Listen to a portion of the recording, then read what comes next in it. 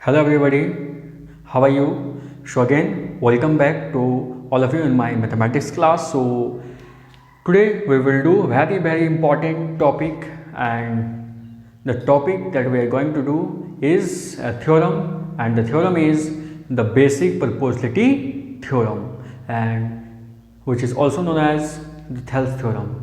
And because this theorem is given by Thales, so this is also called Thales theorem. So let's see what is a basic proportionality theorem and or what is a Thales theorem. Okay. So basic proportionality theorem, which is also called Thales theorem. Okay. So first of all, you must know, as this theorem is very important for all the students, for the students of JEC board as well as for the students of CBSE. For the CBSE students, this theorem is frequently asked in the examination as state and prove basic proportionality theorem, and for JEC student oftenly it is asked as prove Thales theorem. Okay, so it is very important. Okay, so first let's see what is the statement of this theorem. So this theorem states that if a line is drawn parallel to one side of a triangle to intersect the other sides in distinct points, then the other two sides are divided in the same ratio, that is, they will be proportional, right? So according to the theorem, it states that if we have a triangle, suppose we have a triangle ABC. Okay, suppose we have a triangle ABC, and suppose if we take a line such that the line that we take, which is parallel to any side of this triangle ABC. Suppose we take a line DE such that the side DE is parallel to this side BC. Okay, so in this case, because the line DE intersect the remaining side AB and AC, in which D divides AB at point D and DE divides AC at point E. So in this case, because this line DE divides the sides AB and AC into AD and DB and AC into AE into EC, so in this case the ratio of the dividing side means AD by DB and AE by AC will be equal, right? So in this case, according to theorem, the ratio of AD by DB and AE by AC will be equal, and which is also called they will be proportional. तो ये क्या होगा? Proportional होगा. So that is the theorem. Okay, तो चलिए इसको समझने की कोशिश करते हैं.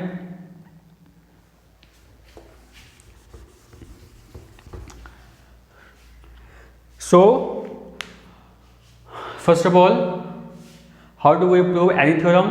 तो first of all, according to theorem, first we write what are the given conditions, what are the given according to theorem. Okay, so according to theorem, so what are given? So according to theorem, it is given that we have a triangle ABC. Suppose we have a triangle ABC where we have taken a line DE which is parallel to the side BC. In this case, the line DE divides AB into AD by DB and AC into AE and EC. Okay, so in this case, so this is the given conditions, okay, according to theorem or according to statement of theorem. So in the given condition we will write a triangle ABC in which a line DE parallel to BC and intersect DE AB at point D and AC at point E. Okay, so this is the given conditions. ये आपका given conditions है. चलिए अब आगे आते हैं. So after given, next we write what is to be proved. Prove क्या करना है? प्रूव करना है तो इन दिस केस में क्या होगा, AD अपॉन DB और AE बाई AC. ये जो रेशियो होगा, जिस रेशियो में DE AB और AC को डिवाइड कर रहा है, ये रेशियो इक्वल होना चाहिए. मीन्स ये रेशियो क्या होगा, प्रोपोर्शनल होगा. राइट. चलिए और next step is to we have to prove. So because in some theorem we have to prove we need some construction. तो इस थ्योरम को प्रूव करने के लिए भी हम लोग कुछ कंस्ट्रक्शन वर्क करना होगा. देखते हैं कंस्ट्रक्शन वर्क क्या करना होगा. तो इस थ्योरम में 2 दिन बेसिक कॉन्सेप्ट का यूज़ होगा जो कि आपको समझना है. ठीक है. और तो जो बेसिक कॉन्सेप्ट होगा वो बेसिक कॉन्सेप्ट यूज़ होने वाला first area of a triangle. ठीक है. इसका यूज़ होगा. तो देखिए क्योंकि इस थ्योरम को प्रूव करेंगे हम लोग एरिया ऑफ ए ट्राइंगल से प्रूव करेंगे और we know that area of a triangle होता है half into base into height होता है. ठीक है.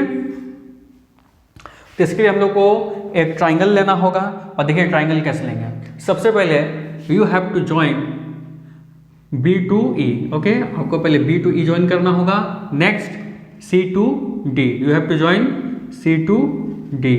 Okay. So this is our construction work.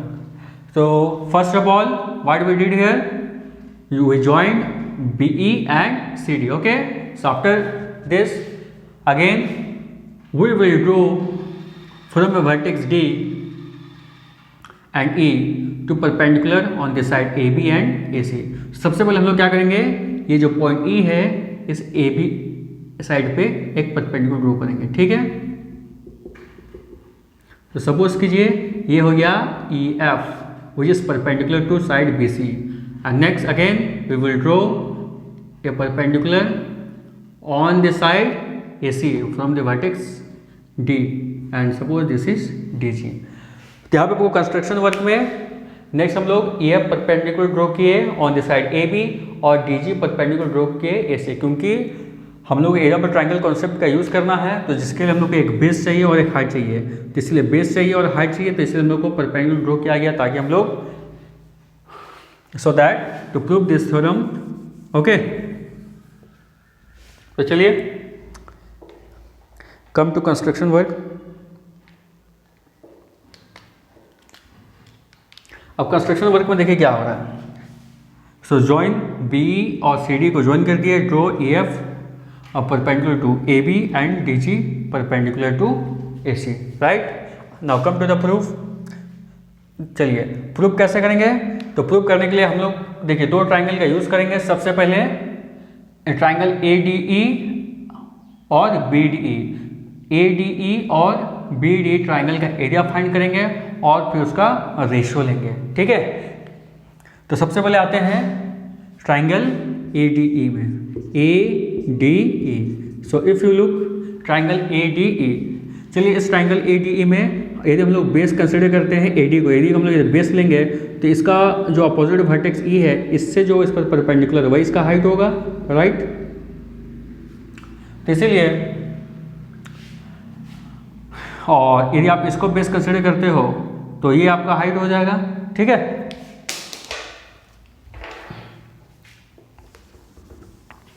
तो सबसे पहले इन ट्राइंगल ADE में हम लोग इसको बेस कंसिडर करेंगे तो इसका हाइट ये हो जाएगा ये. ठीक है.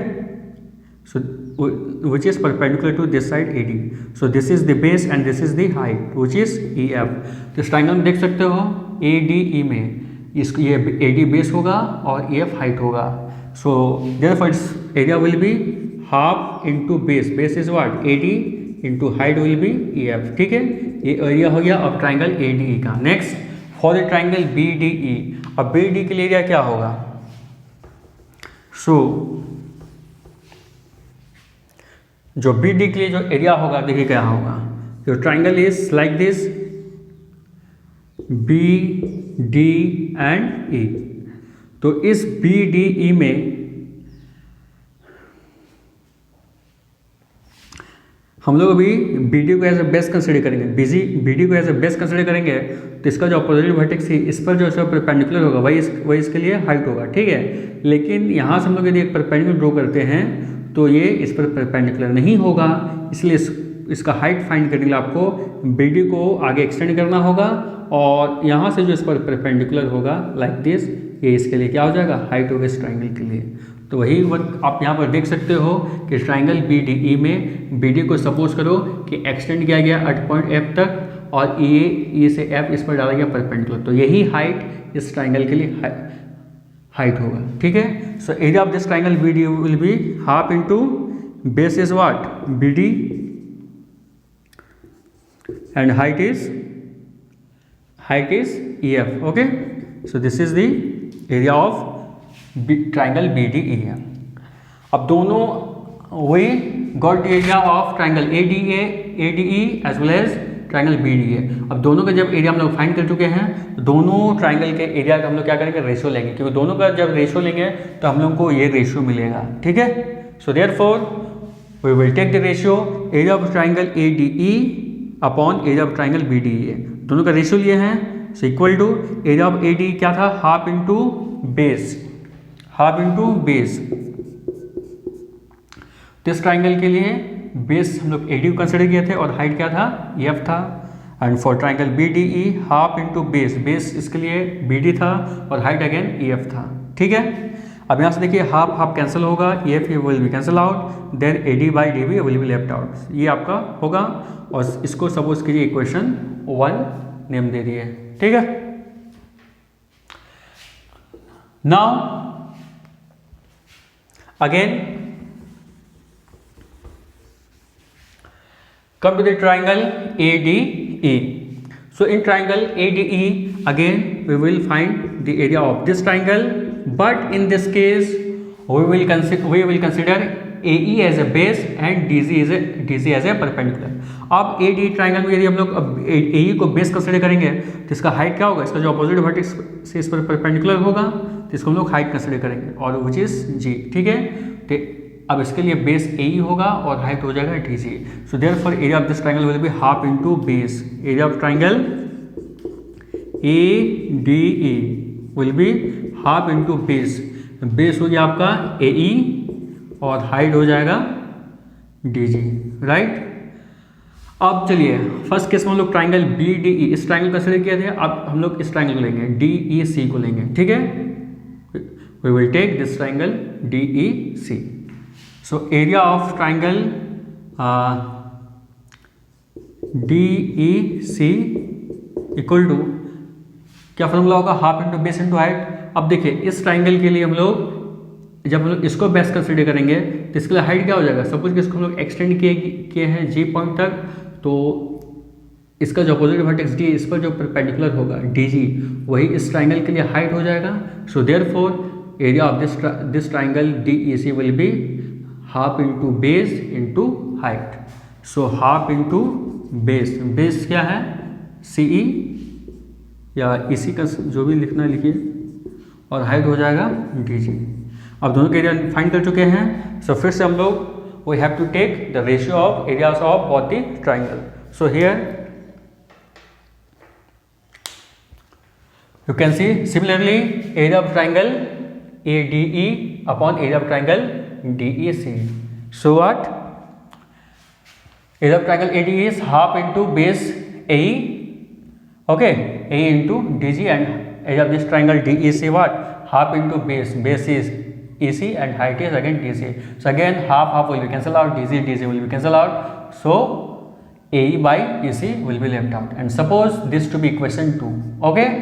Okay, now so now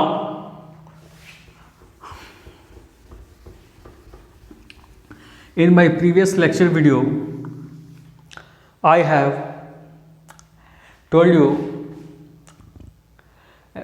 A basic concept when two triangles lying on the same base and between the same parallels। और वो बेसिक कॉन्सेप्ट आपको बताया गया था और ये स्टैंडर्ड 9 में कर चुके हो तो ठीक बात है। तो उसके अनुसार क्या था, मान लीजिए कि आपके पास दो ट्राइंगल है L और M है। तो मान लीजिए L और M दोनों क्या है, पैरेलल है। L and M both are parallel, okay? And suppose we have a triangle A B C and another triangle A D C। So in this case we know, तो मान लीजिए कि A D C और A B C दोनों के लिए मान लीजिए बेस क्या हो गया, AC हो गया। और ध्यान से देखो कि L और M ऑलरेडी पैरेलल है और L और M जब ऑलरेडी पैरेलल है तो दोनों triangle between the same parallel है और and as well as on the same base है। और जब भी ऐसा होता है दोनों ट्राइंगल का एरिया क्या होगा, इक्वल होगा, right. So area of triangle ADC will be equal to area of triangle ABC। So इसी कॉन्सेप्ट का भी हम लोग यूज करेंगे, ठीक है। सो सिंस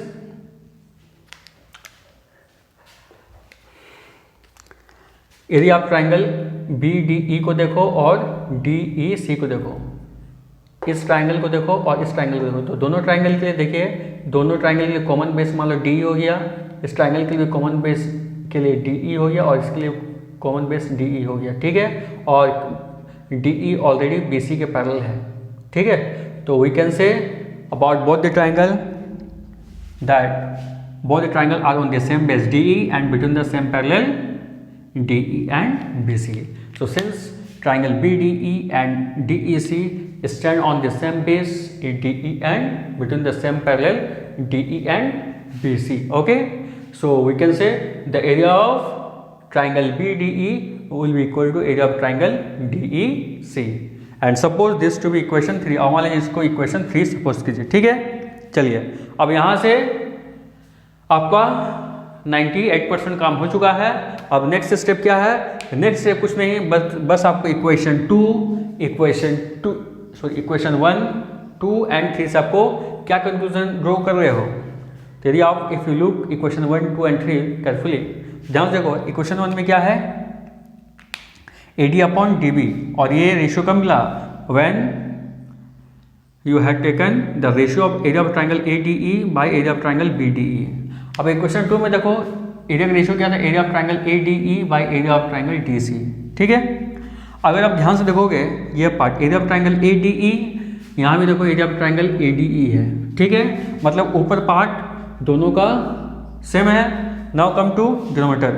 अब यहाँ पर देखो, यहाँ पर क्या है, एरिया ऑफ BDE और नीचे में देखो एरिया ऑफ क्या है, DEC। और इक्वेशन 3 में देखो कि एरिया ऑफ BDE और एरिया ऑफ DEC दोनों इक्वल है। तो ऊपर न्यूमरेटर जब इक्वल है और डिनोमिनेटर भी जब इक्वल हो गया तो इसका तो दोनों ये टर्म और ये टर्म दोनों इक्वल हो जाएगा, और दोनों जब इक्वल हो जाएगा तो दोनों का रेशियो भी ऑलरेडी क्या हो जाएगा, इक्वल हो जाएगा, right. So from equation 1, 2, 3 we can say AD upon DB, this ratio will be equal to this ratio, that is AE upon EC, okay. So hence your theorem is proved, okay। So I hope everybody understood this theorem very well, okay। So this is the theorem,